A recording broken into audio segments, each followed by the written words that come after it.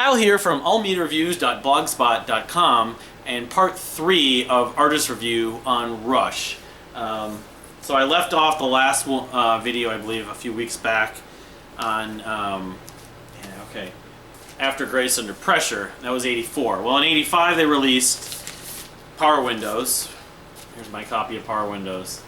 And I compared to Grace Under Pressure. I mean, like most of the 80s Rush albums, they're pretty consistent. And I love a lot of the music on Power Windows. Cool looking, although it's kind of dated, I mean, in terms of the visuals. I mean, the hairstyles, the kind of artwork and everything. I always thought that this could have been like Anthony Michael Hall, though, the kid. I mean, I don't think it was, but it reminded me of Anthony Michael Hall. And of course, in the mid-80s, he looked like that. Think about like when he was on Saturday Night Live and in the Vacation movie. Yeah, Power Windows is although it's very synth-driven, it's still a record I really love. Middletown Dream specifically would be a favorite of mine. Oh man, the middle-aged Madonna calls her neighbor on the phone. That part is just goosebumps. The little synth part and then the guitar kind of solo in the middle. Dreams fall across the heartland. That's one of the top 5 or 10 best songs Rush ever wrote. I don't care what anyone else says. I'll argue that to the grave. Like Mr. Superior, Marathon, or actually no, Territories. Territories is another highlight on this album. I always think of the lyric about better beer. Why move around the world when Eden was so near? Great song lyrically. Big Money is kind of a hit, although it's more of like a live staple rather than a radio hit. Talking about, you know, big corporate America, or money in the 80s. So, you know, of course, you know, Power Windows was you know, a product of its time lyrically and musically too. Emotion Detector, Mystic Rhythms. Motion Detector was a grower for me. I do really enjoy that song. And Grand Designs is on this album. I always think of that song, even though it reminds me of some of the other songs on this album. But when I was in college, I was listening to this album a lot, and I had a geology course, and I had my Walkman, you know, walking to and from class, and I had that on a fair amount. I was thinking, oh, what am I doing with geology? I gotta listen to Grand Designs, because like I know they talk about rocks in the lyrics, I think. Curves and Lines, Grand Designs. Yeah, Shapes and Forms Against the Norms, you know. I mean, it's sort of a metaphor for it. A diamond in the waist, like a rare and precious metal, like a teardrop in the... There's just a lot of great lyrics on this album, and this album might almost be better for the lyrics than the music itself. Mystic Rhythms is another song. The videos... No song that I like about this record. The video for that, I remember, was very sort of like almost mystical or dreamy or hypnotic. And Marathon, which is... A lot of people really love that song. I'm just so on it. I mean, it's not a bad song. I remember in the biography, which maybe someday I'll show the B-Man biography, which goes through the next record. They talked about how there was like a choir that sang it with them, or some choir, tabernacle or gospel choir did a version of it. So anyway, after that, it was 85. I actually have a partial bootleg of their tour on that tour, which I think actually was with Marillion too. That was the Marillion tour, but they actually played in St. Paul, and I didn't go to the show. I didn't know who the hell they were at that point, but they do a lot of the songs. They didn't, you know, like they did like Middletown Dreams. They wouldn't later play that often. So, but yeah, okay. So, 87, they did release "Hold Your Fire." That was right around the time that the guy who was writing the biography finished it and put it out. And "Hold Your Fire" compared to Power Windows. It's cool. I have the classic cover of the guy juggling balls of fire and stuff. Looks like Bob Hoskins. Again, I've never done my research. If it might tell in the credits, I'm not sure. This wasn't that far from the point that he did, was it Who Framed Roger Rabbit? But this record, I think, is more underrated than Power Windows. Lock and Key is a favorite. A lot of people don't talk about that song. It's a great track, and they have a cool video for it. Very synth-driven, just like Power Windows, though. Another favorite on this album is Second Nature. That song grew on me more and more. Just the lyrics. Folks have to make choices, and choices got to have voices. Folks are basically decent, conventional wisdom would say. well, we read about the exceptions, and yeah, I mean, lyrically, and the vocal melodies are great in that song. Someone who owned this vinyl circled "Time Stands Still" as a favorite, which is a great track, and it features Amy Mann's kind of harmony vocals or whatever. It's poppy, and you know, if the Big Money got on the radio, that song got on the radio too, and I prefer that over the Big Money in a heartbeat. Open Secrets, Amy Mann also shows up, Canadian singer, of course, who went on to more success after this album, but as you can see, they crossed it out. If you can see, they circled Time Stands Still, and they crossed out the whoever originally owned this copy of Hold Your Fire. I like Open Secrets. Force 10's another one I like. I mean, it's another album where the first few songs totally work track to track, and I would say, and Prime Mover's another one. I mean, this is, I have a hard time choosing what one album over the other, really, in their 80s stuff. Sometimes I might think this is the best album in the 80s. Turn the Page, Tai Shan I like, even though it's very kind of, ethnic sounding, oriental or whatever, and the band aren't really crazy about it. High Water is a weak closing track for Rush. It's still not a bad song. And Turn the Page. So, I mean, Hold Your Fire, it's kind of splitting hairs again, because I love Rush so much, and their 80s stuff specifically. It's 4 stars at least. So, alright, so going on.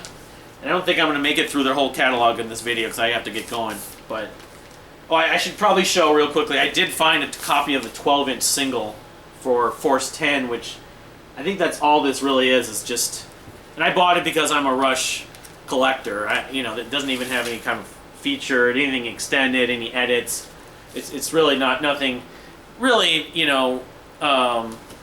extra except the fact it's a single version of it, and if you wanted to listen to this one song right away, you wouldn't. It's the first song on the album, I suppose. If you wanted to just listen to one Rush song or bring it to like a party or something, it has the little sticker.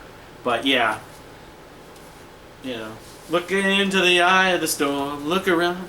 So then I have the live album they put out, of course, at that time, Show of Hands, which I'll confess was the first Rush CD I believe I owned. It's either this or the Chronicles compilation, which I'm not going to show, even though I probably owe a high amount of my musical taste just to getting that one compilation, because it led to so many other things. But of course they had a video for this, just like they had a video for Exit Stage Left, and I remember getting it from the video store, which was still VHS at that point.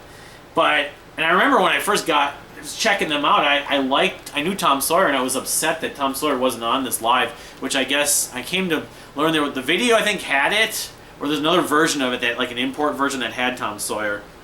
But yeah, it has stuff obviously from that period of time, mainly stuff from Power Windows and Hold Your Fire.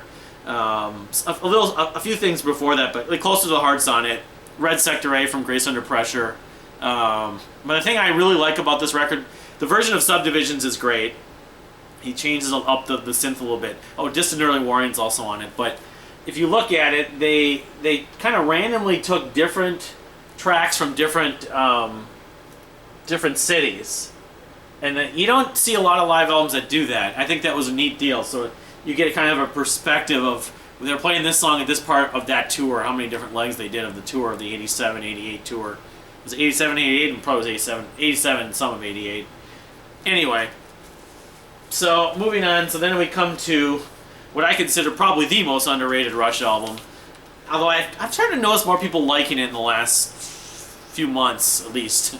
Maybe it's because this reissue came out. I got the reissue. I want an original pressing, but this is Presto. I think I may have shown this in a vinyl video, but I wanted to find this on vinyl for a long time, and a friend of mine found it at a store and posted it on Facebook a couple years ago, a local store in Minnesota, and I was really jealous of him. But yeah, my favorite track on this record, and one of my favorite Rush albums, is Red Tide. This is not a false alarm, this is not a test. The whole, that part, he's quoting Shakespeare. Let us not go gently into the endless winter night. Let us not go gently. And he repeats it, and then the whole synths come in. That is a goosebump part. I don't care what anyone says. Let's see here. So, yeah, but the rest of this record, like The Past, for example, that's sort of a song that saved me many times. It's a song about suicide, and it's a favorite song of the band. It's melodic. It's just, there's a million things, but there's a lot of things that I like about it. It's hard. It's almost like stuff off Marillion's Brave, where I just succumb to it. It's like, this is beautiful but dark and melancholy, Christ, what have you done? All of us get lost in the darkness. You know, not exactly the lyrics of like technology and big business of the earlier stuff like Power Windows, but Show Don't Tell, Chain Lightning, Show Don't Tell, they did the video for. It's kind of about a trial. It's a cool, like, kind of lyrical playing back and forth, and the dynamics work. Kind of odd rhythm. Chain Lightning has that kind of, oh man, that's a song, well, while I always like it, I can't always remember the parts of it, so it's not quite as memorable. Respond, Vibrate, it's sun, dogs, fire on the horizon, meteor, rain, stars across the night. This moment may be brief, but it can be so bright. It has that kind of very infectious kind of rhythm and melody. Dun dun dun dun dun dun dun dun dun. When the moment dies, you know. Anagram for Mongo is another one. I know some people don't like that song. I don't get that. It's a very melodic song and it's clever lyrically. Hand Over Fist. The best part of that song is the bridge. The verses are okay. But the part where we go, you talk as we walk along, you never imagine I could be so wrong, humming your favorite song. You never, you know I've hated that song for so long. How do we ever agree like the rest of the, I don't know. Holding my hand to my heart, holding my fist to my racing heart. Yeah. I kind of wish the rest of the song were that magical, but that bridge is worth hearing the rest of the song for. Warpaint is a good song.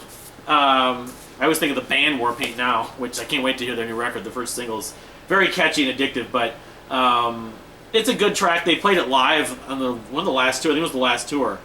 Scars, the bass line is kind of infectious. I don't love it, but it's not a bad song, although compared to the rest of this record, it's lower. Presto, the title track, talk about a magician and if I'm like a bunny, I think like that. Anyway. And then, of course, Available Light, which is one of the more fan-favorite tracks, and I would not deny that's.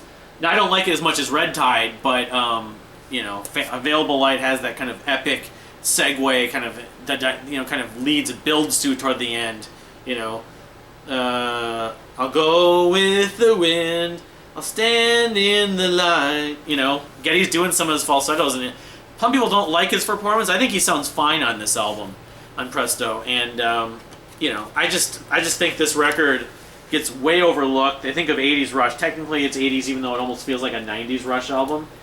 And it has like more piano than synths, and it's more. The production's a little different. It's a little. I don't say it's more stripped down. It sounds to me more organic. It's not as layered, which actually, in a lot of respects, if I could actually put this in here, is a good thing. I would think. I like it when you can hear more things clearly from a layering standpoint. Sometimes the layers help and add a lot more to notice, but in this record, I just think the production is. People think it's thin. I just think it sounds fine. Now, this is like a repressing and it's thicker. I don't know if this is actually a remaster. The remaster, get Steven Wilson's hand on this. It could sound bigger. I don't know if it would sound better, but I would be curious. I just happen to be fine with the production. So. I guess what I'll do is I'll show the last vinyl I own, then I'll go back and do another video on the other albums I'm not showing. I do have the Vapor Trails remix, which, again, I bought this. I have not checked it out, but from most accounts, they really improved on the sound. Vapor Trails is one of the albums that gets maligned, and the production was a mess, but I kind of looked past it, and I've actually come to feel that it's about on par with all the records that have come since Presto, almost. Counterparts, I'm thinking I like Counterparts a little more than some of the others, but I'll be talking about that in the next video, the last video likely. But I guess my favorites on this album, just talking about Vapor Trails specifically, One Little Victory, Ghost Rider. I mean, the songs that really worked well live, I kind of think also translated in the studio. I think Ceiling Unlimited is another one. That's a crazy track. Very, like, busy and riffy and punchy and just kind of energetic. Let's see here. Why am I seeing like a different track list? Sweet Miracle, Earthshine, and Secret Touch. Those are other live staples. Earthshine's great. If I'm not mistaken, there's part of Earthshine that sounds a little bit like a Yes song. But yeah, I mean, and this version, again, by most accounts, since it was remixed, I remember my friend was asking because he doesn't like it at all. He was wondering if they added more keyboards, like different versions or something, and I don't think that ended up happening, but But yeah, I never bought the CD, and I think this was worth buying the vinyl because the sound is this. Assuming the sound is better, you know, the point that I have all these vinyls to listen to and all this time, and when I'm not working full time, I'll be able to you know, really get an idea about a lot of these, the fidelity and the production, just the clarity of a vinyl, and then in this case, a remix of this version. So, but thanks for watching. Please like, subscribe, and comment if you want, and look forward to, or stay tuned for part 4. Thanks. Bye.